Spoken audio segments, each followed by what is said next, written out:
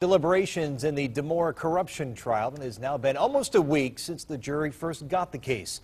Chief Investigator Ron Regan has been monitoring things from the federal courthouse in Akron. Ron, what's the status of the jury right now? Well, Chris, it's been another long day for this jury. They just called it quits about 30 minutes ago, and that brings their deliberations today about 7 hours.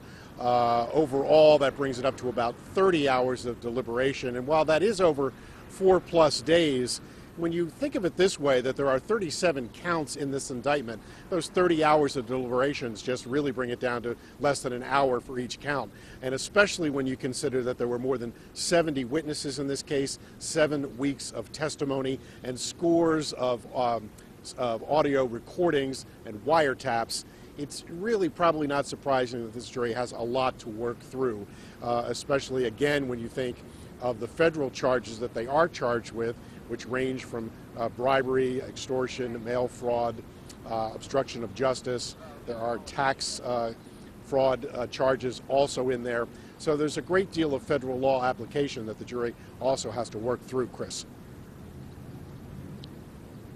Ron, you mentioned 37 counts for the jury to consider. Is one count more important than another?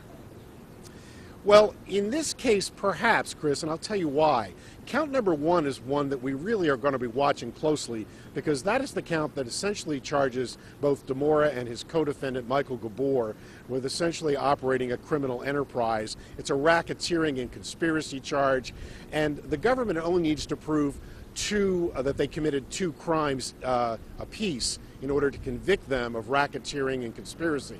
And if they convict him on those charges, that's a hefty one. It's 20 years in prison, it's a $25,000 fine, and they can seize all of Dimora and Gabor's personal assets. Reporting live from the federal courthouse in Akron, I'm Chief Investigator Ron Regan. Okay, Ron, thank you very much.